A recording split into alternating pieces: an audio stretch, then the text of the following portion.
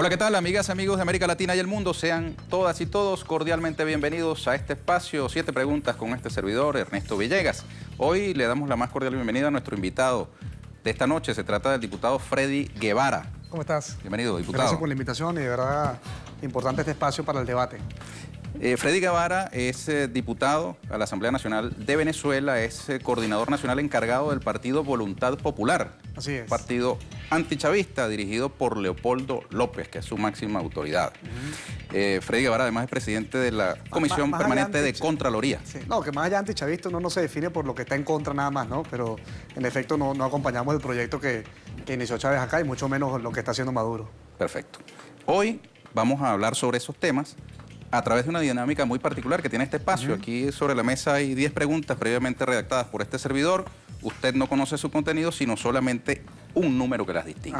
Usted debe escoger 6, del 1 al 10, y la séptima pregunta la escoge usted, amiga, amigo, que nos sintoniza a través de la señal de Telesur y puede votar entre las 4 restantes cuál será la séptima pregunta a través de la página telesurtv.net y de las cuentas de esta televisora en las redes sociales. Así que de una vez, Freddy Guevara, del 1 al 10. Vamos a ver la 3, la 4, la 5, la 6, la 7. ¿Cuántas me faltan? 2. Me falta la 9 y 10. 9 y 10, no. Sí, 9 y 10. 9, quedan 4. Son 6, recuerda. Por eso la 10, 9 y 10. No, pero entonces usted está escogiendo una de más. Entonces hasta ahí. Hasta aquí. Entonces, 1, 2, 8 y 10 quedan para que nuestras usuarias y usuarios escojan cuál es la séptima pregunta. Enseguida su contenido sí va a estar disponible para nuestra audiencia a través de la internet telesurtv.net. Vamos a hacer una breve pausa, Freddy, y venimos enseguida con las preguntas para nuestro invitado.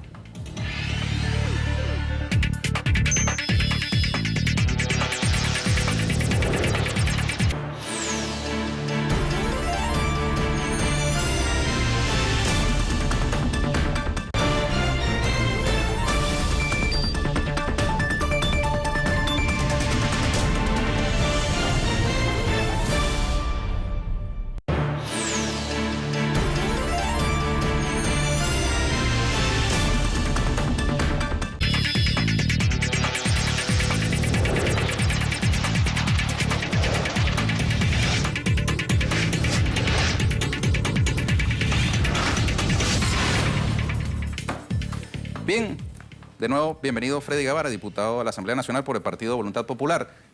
De entrada, la primera de las preguntas seleccionadas por usted, cuyo contenido escucha de inmediato. Su partido, Voluntad Popular, fue uno de los convocantes de las manifestaciones violentas del 2014, bautizadas como Guarimbas o La Salida. En las últimas horas, su jefe máximo, Leopoldo López, ha convocado desde la cárcel a calentar la calle con lo que él llama la protesta no violenta. ¿Esa protesta no violenta incluye los mismos métodos empleados por ustedes en el 2014?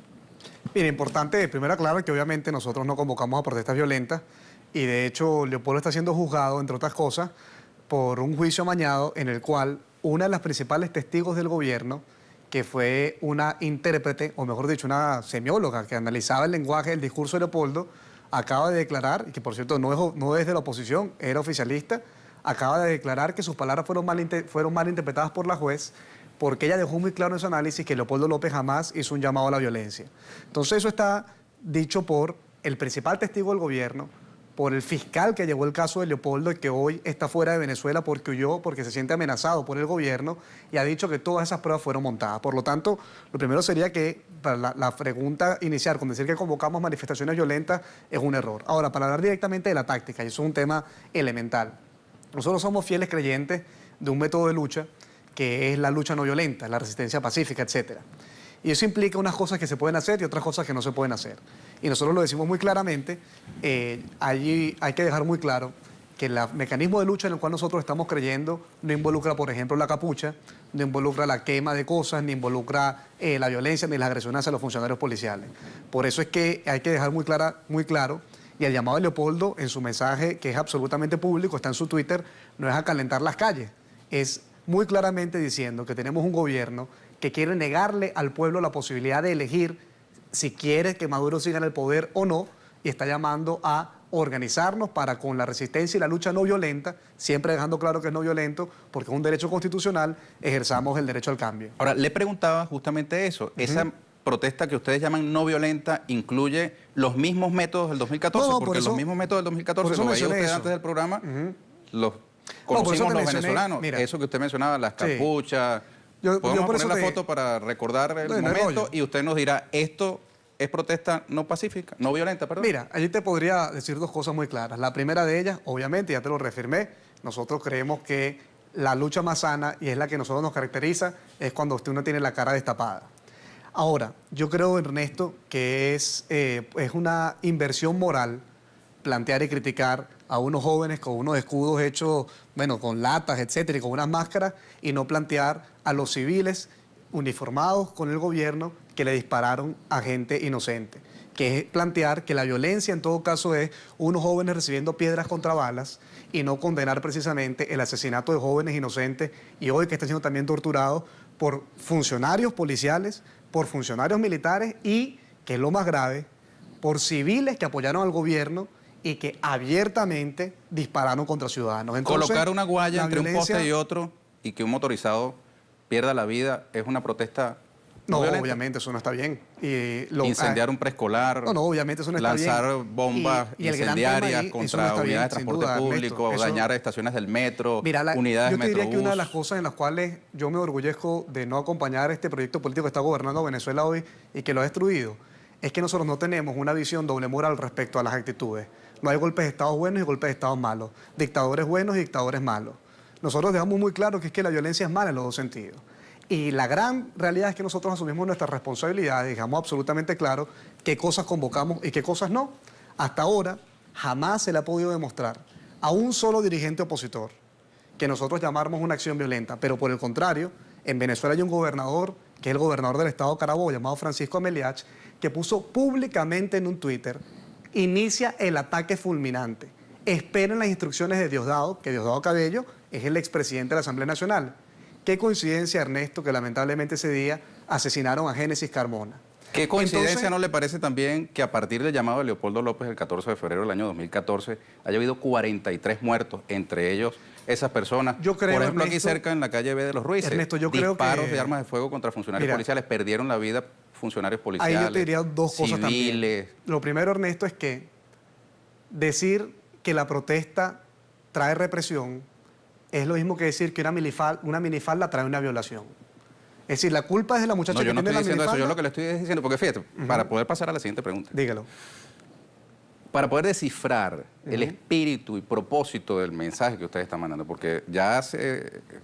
¿Cuánto tiempo ha pasado esto? De 2014, 2014 12 son de 2 años. febrero. 2 años que Asesinato de pasaron, Basilda Costa y de Robert Redman, que Exactamente. hoy, por cierto, funcionarios De del SEBIN, tantas personas, que eran oiga. miembros del Ministerio de Interior y Justicia y trabajaban para Rodríguez Torres, Ok. ministro de Interior y Justicia de ese momento. Ok, y el esposo de, por ejemplo, la compañera que encabeza el Comité de Víctimas de la Guarimba, el fiscal del Ministerio Público de Carabobo. Es decir, hay una cantidad de familias venezolanas enlutadas a partir del llamado a la protesta no violenta que hicieron hace 2 años. Y ahora la gran pregunta es si este nuevo llamado a la protesta no violenta va a conducir a hechos similares y que después los responsables digan que no llamaron a la violencia, pero el resultado fue el mismo. A ver, la violencia depende del que tiene las armas, ¿verdad? Yo puedo salir mañana a protestar. Si el gobierno me mete un tiro, Dios no lo quiera, ¿es culpa del gobierno o es culpa mía? Ajá, y si el que sale a protestar lanza la bomba Molotov, lanza un No, artefacto obviamente, incendiario, claro. Ahí- utiliza un arma de fuego. Ahí yo te diría dos cosas. La primera, la violencia trae más violencia, por eso nosotros no creemos en ese método de lucha. Pero segundo, las autoridades públicas, los funcionarios públicos tienen que responder proporcionalmente a la violencia. Entonces, uno dirá, ¿tirar piedras es violento? Sí. ¿Se justifica que le revienten la cara a una muchacha con un tiro en la cara, un guardia nacional, porque alguien le tiró una piedra? No. Ahí están unos límites muy claros de lo que debe ser la función del Estado. Perfecto. Límites tenemos en el tiempo de televisión. Usted es comunicador Dígalo, social y claro, así claro. lo sabe. Siguiente pregunta de las seleccionadas por usted. ¿Ha considerado usted la posibilidad de renunciar a la presidencia de la Comisión de Contraloría de la Asamblea Nacional tras la denuncia del diputado Víctor Clark, confirmada por usted, en el sentido de que el vehículo Audi, placas BCF86C, que usted utiliza para desplazarse, es propiedad de la empresa Cartech, RIF J305417911 inscrita en el Registro Nacional de Contratistas. Eso es absolutamente falso. Yo reté no solamente a Víctor Clark, sino a toda la bancada del PSV a que primero mostremos públicamente nuestra declaración jurada de bienes y que vayamos con cualquier medio, y ojalá Telesur pueda ser uno de ellos, y también algún medio que consideremos nosotros independiente, que nos pueda acompañar en que cada uno de nosotros como diputados pueda justificar qué tiene y qué no tiene. Y es triste, Ernesto, mira, primero yo te diría algo. Uno es político y uno no es bobo. Yo no me voy a meter a ser presidente de la Comisión de Contraloría con rabo de paja. En Latinoamérica eso no sé cómo se diría, pero teniendo deudas, ¿no? Obviamente, cuando nosotros decidimos asumir esta responsabilidad, es porque estamos muy claros que frente a un gobierno que tiene toda la inteligencia, todo el sistema de justicia, no tendría nada que buscarnos a nosotros. Y por el contrario, estamos absolutamente dispuestos a desenmascarar todos los grandes casos de corrupción que hay en este gobierno. Y uno se pregunta, Ernesto, cómo unos diputados de una bancada del PSV, que son corresponsables de la corrupción más grande que ha existido en el mundo, y tengo cómo demostrártelo, con cifras investigadas, incluso con el presidente anterior de la Comisión de Contraloría, que era del PSV, que tenía muchas de esas cosas archivadas que nosotros ahora las hemos encontrado, hoy está preocupado por el carro en el que anda uno, cuando ellos tienen absolutamente todos nuestros registros de declaraciones juradas de bienes, pero son incapaces de preguntarse por las toneladas de alimentos que se robaron en sobreprecio, por las miles de millones de dólares en estafas que hubo en este país con todo el sistema cambiario y con los cientos de casos de corrupción con personas que hoy están siendo defendidas por el presidente de Venezuela, como lo es el general Carlos Osorio, que está hasta acá acusado de la corrupción que ha hecho que Venezuela está hambriando, y ellos se preocupan es por el carro en el que ande uno o no. Ahora, Entonces, le pregunto porque para investigar y denunciar tiene que tener autoridad moral, sin duda, no tener rabo de paja. Por eso lo digo. ¿Y usted anda o no anda como aceptó andar en un carro de una empresa que es contratista ese del carro no Estado? es esa empresa, vale, esa empresa, nosotros eso lo dejamos absolutamente claro que es mentira eso. Usted Yo vi en la intervención suya en la Asamblea Nacional y usted dijo, ese carro no es mío. Sí, claro, que no es suyo. ¿De quién es mentira, entonces? es un compañero, un amigo mío. Mira, te explico un poco la situación de Venezuela para la gente que está afuera. En la Asamblea Nacional primero dejaron todo eso sin nada, el expresidente saliente. Y además de ello, que estamos investigando la corrupción, estamos hablando de casos de miles de millones de dólares. Ya, pero la pregunta tiene que ver con el caso suyo, porque en cualquier país de lo que no está viendo es un escándalo que el presidente de la Comisión de Contraloría ande en un carro de una contratista del Estado. Confía que te voy a responder. Ese carro no es de esa contratista. Ustedes tienen muy claro. ¿Quién? Es de una persona, un amigo, que me lo prestó por una razón muy sencilla. Porque estamos amenazados de muerte muchos de nosotros y tenemos que tener un espacio en el cual tengamos la seguridad. En ¿Y Venezuela, ese amigo suyo es contratista del Estado? No es contratista del Estado. ¿Puede decir su nombre? Sí, claro, se llama Enrique Reverol. ¿Y a qué se dedica? Él vive afuera de Venezuela, es uno de los tantos jóvenes venezolanos que se fue del país porque no hay oportunidad de desarrollar empresas en Venezuela. Y sin ningún tipo de compromiso, y eso está absolutamente claro en las acciones que nosotros hacemos, Ernesto, porque, mira, ¿tú crees que yo me voy a meter en este lío frente a un gobierno como el que tenemos, teniendo deudas y pensando que uno no lo van a descubrir en algo de esto, Ernesto? Bueno, se ven cosas.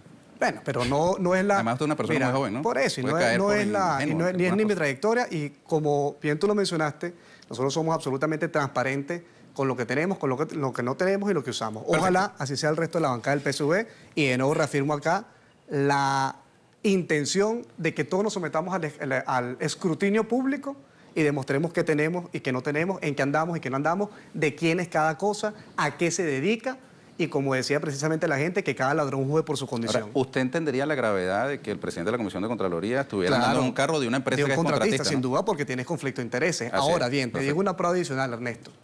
Tanto estamos nosotros comprometidos con nuestra integridad que aprobamos una ley de Contraloría en la que se incluye el delito como tal o la sanción de conflicto de intereses. Perfecto. ¿Y sabes qué, Ernesto?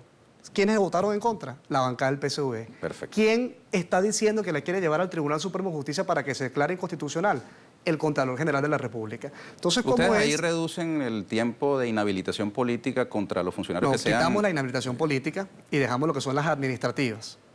En Venezuela... O sea, que alguien que esté sujeto y condenado en instancia administrativa por una irregularidad administrativa podría postularse a un cargo de elección popular. La única forma, como dice nuestra Constitución, no sé cómo serán las demás países, pero en Venezuela, la Constitución de nuestra República establece que la única forma de quedar inhabilitado políticamente es a través de un juicio. Un juicio en el que hayan pruebas, tú te puedas defender. En cambio aquí, lamentablemente un sistema cobarde utilizó una figura administrativa en la que una persona se levantaba un día y ponía una firma y decidía quién era candidato y quién no era candidato. Así le hicieron a Leopoldo López, quien tenía más de 70 puntos para ser alcalde metropolitano, y como se veía que no le podían ganar, lo inhabilitaron. Bueno, esa es parte de las persecuciones. Aquí hay un conflicto de intereses, diputado, del coordinador y el nuestro. Dale. Podríamos estar hablando más largo del tema, pero segurito que volvemos sobre el punto, porque la siguiente pregunta tiene que ver con eso, con el origen de esa inhabilitación. Usted ha insistido públicamente en que debe recuperarse el dinero público desviado hacia la corrupción. ¿Estaría usted de acuerdo con que el Partido Primero Justicia devuelva los 600 millones de bolívares que Petróleos de Venezuela le transfirió a Julio Borges, siendo la mamá de Leopoldo López directiva de la empresa petrolera y su hijo era a su vez empleado de PDVSA y directivo de Primero Justicia? Mira, si se comprobase que eso fuera un delito como tal y que hubo malversación, obviamente sí. Ahora, ¿cuál es la verdad? Todas las auditorías que se hicieron a través de la organización internacional que donó ese dinero, porque PDVSA, entre otras cosas, fue uno de los, ¿cómo lo llamarían?, intermediarios, no fue directamente ese tema, era un programa internacional de las Naciones Unidas, algo así, dejaron absolutamente claro que hoy no hubo ningún tipo de robo. Y además no era un partido político, era una ONG en ese momento. Entonces, claro... Primero Justicia con los mismos directivos que después tuvo el partido. Está bien, pero bueno, pero está... O sea, una cosa así enmascarada. Pero era una ONG al principio, no tenían ni cargos políticos ni nada de eso. Era una ONG que solicitó a una institución del Estado, tales como cientos de ONGs hay, tal como este gobierno ha financiado cientos de ONG, y que lamentablemente financian dineros de ONG, dinero venezolano con ONGs internacionales, y eso ocurre en Ahora, entre la recuperación sitios. de ese dinero desviado a la corrupción, ¿a usted le parecería sano que Primero Justicia devolviera esos 600 millones de bolívares? A lo que te digo es que ahí no hubo malversación de fondos, y la verdad es que quedó... O sea, que no los devuelva.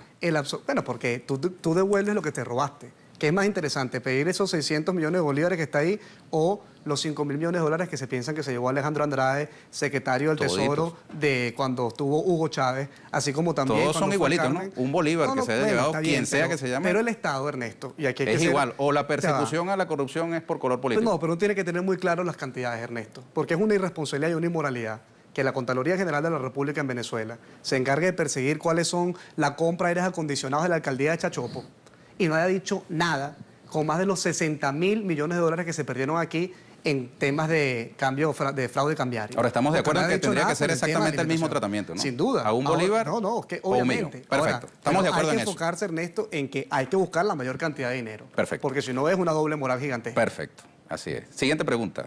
Recordemos que la séptima pregunta la elige nuestra audiencia a través de la página web telesurtv.net. Y mientras más breves sean las respuestas, más chance tendremos para extendernos. La cuña electoral de la MUD que prometía a sus electores que el 6 de diciembre harían la última cola fue una propaganda engañosa. Perdón, A, una propaganda engañosa. B, una exageración pedagógica. C, ambas cosas a la vez. D, ninguna de las anteriores. Obviamente D, ¿no? Yo creo que es absurdo. De verdad que yo no entiendo el gobierno cómo él piensa que alguien les va a creer al gobierno nacional o a alguno de los diputados que ahorita la culpa de que no haya en las colas sean de la oposición. Un absurdo. No, pero yo me refiero a la promesa que ustedes hicieron que el 6 de diciembre la gente iba a hacer su última cola. Estaba muy claro que el mensaje nuestro implica una serie de acciones de la Asamblea Nacional que hoy están siendo saboteadas por el gobierno nacional. Porque si tú me dices a mí que todos nuestros planes, que todas nuestras leyes, que todas nuestras acciones hubieran funcionado, pero te pregunto, ¿qué hay que hacer para eliminar las colas? Bueno, perseguir a los corruptos. ¿Qué hizo Nicolás Maduro? Defendió a Carlos Osorio y puso al sistema de justicia a perseguir a los que lo están denunciando, para que sepa la gente afuera, Carlos Osorio es un general, igual que Marcos Torres, que son miembros de las Fuerzas Armadas que están ensuciando el uniforme de las Fuerzas Armadas, están hasta acá con la corrupción de los alimentos, son responsables de que el pueblo esté hambriado, y Nicolás Maduro lo que hizo fue reafirmarlo. Entonces, lo primero que quisimos hacer fue sacar a los culpables de las colas o abrir una investigación. Lo defendieron. Segunda acción, propositiva. Bueno, vamos a plantear una ley de producción nacional. ¿Qué hizo el gobierno? También le quiere declarar inconstitucional. Mire, esos señalamientos tan graves que usted ha hecho de esos oficiales de la Fuerza Armada, y tenemos usted la información, ha acudido a los tribunales a hacer las denuncias General de la correspondientes, República, y lo aprobamos en el informe de la Asamblea Nacional. Y lo más triste de todo esto, pero digo, Ernesto, ha acudido a hacer formal denuncias. Hemos llevado el informe, ya lo llevamos a la Fiscalía. Y tiene hechos concretos, casos tenemos concretos todo de los eso, cuales... porque es que es absolutamente indefendible. Miren, los miembros de las Fuerzas Armadas que estén viendo esto saben que esos señores son una mancha y una vergüenza para las Fuerzas Armadas venezolanas, porque hicieron negocios con el hambre de la gente. Y no tienen cómo defender nada de lo que hicieron. Ni una sola puya tienen que hacer. Porque aquí hubo, mira, una compras compañera millonarias suya, y robos gigantescos al Estado venezolano y al alimento del pueblo de Venezuela. Por cierto, que una compañera de partido suya, que es Lilian Tintori, la esposa de Leopoldo López, declaró recientemente que era positivo que los militares se ocuparan de atacar el desabastecimiento en Venezuela. No, ella, ella posición? dijo, pues, expresamente se refirió que obviamente para traer la ayuda humanitaria que hace falta, que es un tema que no hemos tocado, Ernesto, y es triste pensar como un gobierno que la gente está pasando hambre y se está muriendo por falta de medicina, sea incapaz de permitir ayuda internacional solamente por honor, para no tener que reconocer que su sistema fracasó. Porque la realidad más triste de todo esto, Ernesto, es que el proyecto que inició Hugo Chávez, que enamoró a tanta gente, terminó siendo un fracaso. Un fracaso. Un fracaso absoluto que podemos demostrarlo con números, con estadísticas, con opiniones. Un sueño que en teoría era un socialismo que terminó siendo mágico y se fumó. Y hoy tienes a la gente en los mismos niveles de pobreza de cuando Hugo Chávez llegó en el poder. El control de cambio que se tomó aquí para, en teoría, cerrar la fuga de capitales, ha sacado la mayor cantidad de fuga de capitales de la historia de nuestro país. Entonces, cuando uno evalúa todo eso y te das cuenta que el modelo fracasó, tienes dos opciones. Seguir terco como está este gobierno, que no quiere permitir que la ayuda internacional entre, que no es para que lo entregue la oposición, porque como bien lo dijo Lilian Tintori, esposa de Leopoldo López, dejó muy claro que ella eso no lo va a entregar a ella. Necesitamos, por ejemplo, la Fuerza Armada, que es una de las instituciones que tiene mayor presencia en este país, para que pueda hacer esa distribución. ¿Por qué no pedir más bien que los laboratorios farmacéuticos regularicen sus envíos de medicamentos por los canales regulares hacia Venezuela, en lugar de pintar a Venezuela como un país que requiere de una ayuda, pero es que no es pintar, digamos, Ernesto, yo te invito de verdad. Excepcional. Oye, Ernesto, de verdad hay que ir por un hospital, hermano, de verdad, y ve que la gente se está muriendo, en serio. Todos tenemos familiares, y estoy seguro que tú también, que les están faltando medicina. Claro, pero digamos que la vía estable no es que una vez llegue una caja de aspirina por dádiva, por generosidad, o perdón, la regularidad del envío de medicamentos por parte de los laboratorios. Cambio del sistema. ¿Cuál es el problema aquí de fondo? Que no solamente con las medicinas, sino también con cuánto se han lucrado los laboratorios farmacéuticos con las compras de Venezuela, con el subsidio que además Venezuela le mete a los medicamentos. ¿Y cuál es la solución de fondo, Ernesto? Está en los precios comparativos entre los medicamentos en Venezuela. Perdón, un dato importantísimo que explica también parte del fenómeno. El subsidio, es decir, la inversión que hace el Estado para que un medicamento aquí en Venezuela tenga un costo determinado, es gigantesco y terminan esos productos yéndose al exterior por la vía del contrabando. Pero es que ahí te doy toda la razón. Pero es un mecanismo para que el pueblo tenga acceso a precios accesibles. Ineficiente, que lo que genera es mercado negro y además lo que genera es que corrupción. Y la solución entonces es poner los precios de los medicamentos a nivel internacional. Lo que nosotros creemos es que la solución es el subsidio directo al ciudadano. Exactamente. Porque ¿qué pasa? Cuando tú le das fíjate que hay una coincidencia con el gobierno del presidente Maduro que está entregando las tarjetas. Está bien, pero después de haberse robado todo el planeta Tierra, todo el ingreso petrolero de este país, ahora van a pasar al subsidio directo. Porque el problema de este subsidio indirecto, que financian la medicina, financian la distribución y financian los alimentos, es que al final termina primero siendo discrecional. Como por ejemplo el tema de los clamoritas, que aquí en teoría hay un sistema en el cual le llega directo a la bolsa a la gente de comida, pero tenemos cientos de denuncias en la Asamblea Nacional de gente con cédula de identidad denunciando que no le llega. Entonces, cuando tú tienes ese sistema indirecto, al final, ¿qué es lo que ocurre? Las prebendas, que es todo lo que pasó aquí. Todo el fraude cambiario que el propio gobierno ha dicho que son más de 60.000 millones de dólares y no hay presos, no hay detenidos, no hay investigados, no hay sancionados. 60.000 millones de dólares, ¿por qué ocurre? Porque tú le das $1 a los panas tuyos, se lo das barato, hacen toda la vuelta y se vuelven millonarios. Perfecto. Y en 2 cambios tienen sobre ese tema. La siguiente pregunta. La corrupción. Sí, y tenemos ya próxima la séptima, escogida por nuestra audiencia. Usted ha prometido investigar casos de corrupción en el sector eléctrico.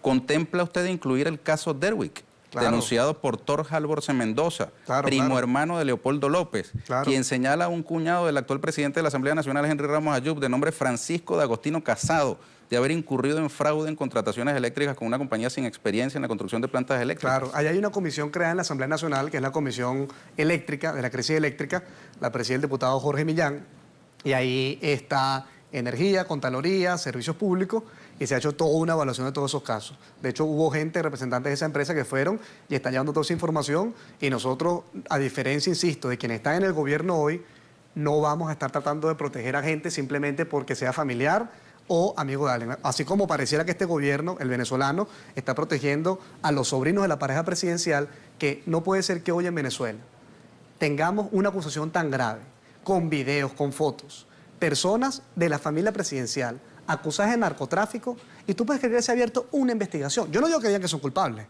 pero aquí mínimo, para por lo menos cuidar las apariencias, deberían decir, abrimos una investigación a ver qué está pasando. Eso no ha Perfecto. pasado ni con los sobrinos de Cilia Flores, eso no ha pasado ni con el caso de Roberto Rincón, ni con todo el tema de la pirámide que montaron con el fondo de pensionados, ni con Chiera. No han montado ni una sola investigación, ni Perfecto. con el caso de Andorra y todos los Sobre robos de el acá. tema de las drogas hay una pregunta, vamos a ver si la audiencia Vale. lo escogió o no. Si no, la metemos de contrabando. Buenísimo. Siguiente pregunta. Dentro de las firmas que la MUD entregó para activar el referendo revocatorio fueron incluidas las de personas fallecidas y presos impedidos por ley de ejercer derechos políticos. ¿Lo hicieron ustedes por descuido o fue un fraude deliberado a sabiendas de que serían rechazadas por el CNE? Bueno, obviamente nosotros querer sabotearnos nosotros mismos sería absurdo y la prueba más reciente es que en teoría el sistema electoral más perfecto del mundo, que es el que dice este gobierno tener, que es el del CNE, dejó claro que el 98% de la gente que fue a validar es absolutamente clara. Entonces, eso forma parte, o no sé si alguien lo quiso meter, o no siquiera sabemos si es cierto, porque ¿sabes qué? La oposición hoy no ha podido corroborar eso. Pero Cosa extraña, el porque es un señor proceso Enrique nuestro. Capriles, que fue el principal promotor de la iniciativa, lo dijo públicamente a través de un tuit que iban a revisar uno por uno las firmas antes de entregarlas. Claro, y sacamos varios, un porcentaje. Y se le Recuerda que colaron fuimos- eso, los muertos. fuimos bajando. Bueno, pero es que eso no tenemos nosotros la certeza de que ni siquiera estuvo en nuestro lote. Porque en este país pasa una cosa tan loca, que tienes un árbitro, en teoría, un árbitro que le da las firmas a una parte que no lo activó y a la otra no. ¿Tú puedes creer que nosotros no tuvimos acceso a esa firma? Pero ahí había técnicos de ambos bandos y En lo las que era la actas estaban validación, firmadas. claro, en lo que era la validación de cuántas planillas había. Pero lo que era la data, nosotros no tuvimos acceso a tener y saber quién eran las personas que han validado o no. ¿Y cómo en Entonces, esas imagínate condiciones todo aceptaron eso. participar? Bueno, porque nosotros estamos muy conscientes de que esa situación necesita un cambio urgente y que a pesar de los obstáculos, el deseo de cambio de nuestro pueblo es tan grande que va a lograr hacer magia frente a todos estos obstáculos y vamos a lograr, como lo logramos. Mira, en Nueva Esparta lo que pasó, cosas absurdas, una visión discriminatoria del propio CNE, decían y que no, es que los pescadores tenían las manos muy arrugadas y por eso no se les leía la huella. Un proceso absurdo, pero vimos venezolanos pasando horas y días en colas. Vimos venezolanos cruzando con chalanas, con curiaras, ríos, pasando a pie ríos, simplemente para decir que quieren un cambio. Vamos a ver Mira, qué esa es la dijo voluntad la audiencia de democrática del pueblo Telesur venezolano. acerca de las 4 preguntas sometidas a votación. Veamos cuál es la séptima pregunta.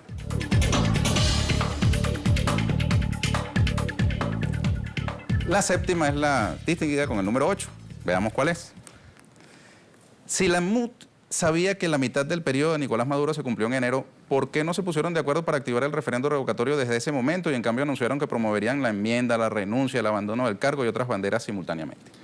Primero, porque cuando nosotros llegamos, dejamos muy claro que íbamos a plantear un periodo de 6 meses para buscar un acuerdo nacional. Y lamentablemente la reacción es decir, un acuerdo que permitiera buscar una recomposición del país.